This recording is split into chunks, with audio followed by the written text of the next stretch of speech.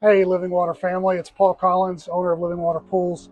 I wanted to show you quickly how to winterize your pool equipment.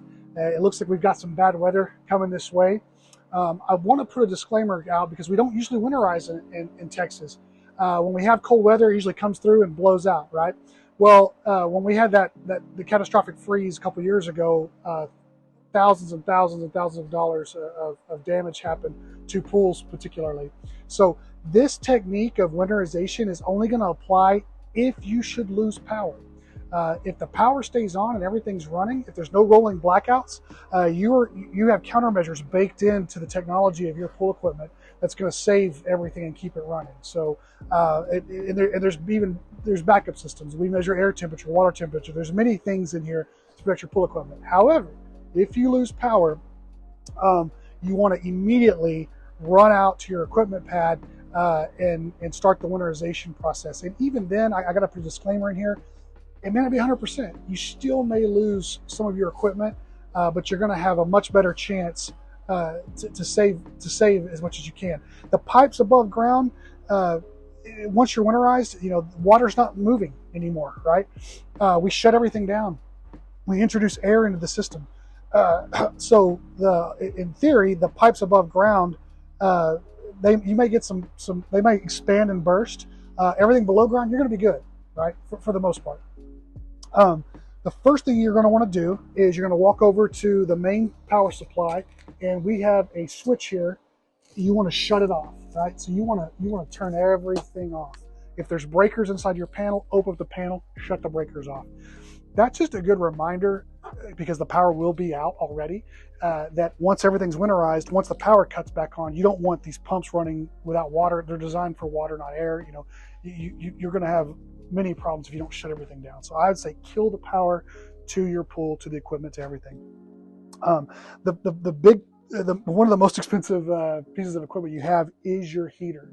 So start at the heater. You want to come over. Most of these drains are going to be very close to where the inlets are to the actual appliance. So right here is the drain. You want to turn this counterclockwise. It's made, to come. You want to pull it all the way out. I'm showing you how you can turn it. I'm tightening it back up now, but you want to pull it all the way out, and you want to take that plug and put it somewhere safe where you won't forget.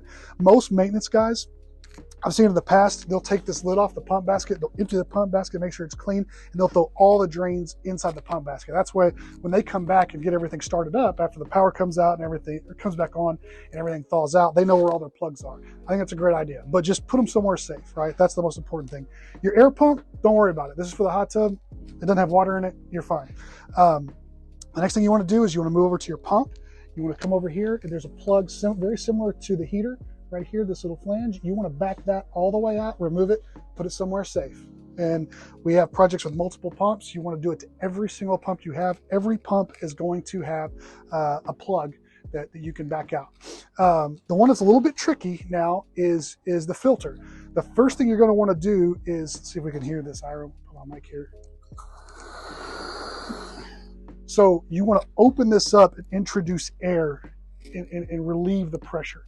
You never want to monkey with the filter. It's under pressure. There's warnings everywhere. You could take this off. There's this band clamp and it can pop. You want to make sure this is open and you're introducing air into the system. Then you want to come down here to the bottom, and there is a plug right here. So you can usually do it by hand. It's kind of got some grooves in it. I would drop it even more, but there is a socket here. I don't know what size it is. It might be an inch.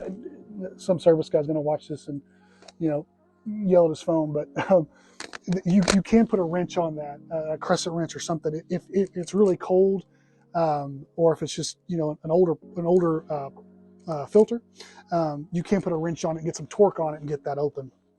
And then just take it all and put it in the basket. You pull that all the way out? Pull it all the way out. Take all. Great question, Art. Take all the plugs, take them all the way out, put them somewhere centrally located. At that point, if this, God forbid we lose power and you have to come out here and do this. Once you've done that, send us an email, service@livingwatercustompools.com, or give us a call, 469-662-3600. reach out to us on our website. And then Josh and his crew over in service and maintenance will get you on the schedule to get you back up. We'll power everything up. We'll make sure there's no leaks or issues, and get you taken care of. So that's my short video. I hope it doesn't happen, but if it does happen, I hope you feel competent and confident enough to go out and do your best to save your pool equipment. And other than that, man, stay warm. Sit around the fire, get a blanket, get some hot cocoa, and keep your fingers crossed.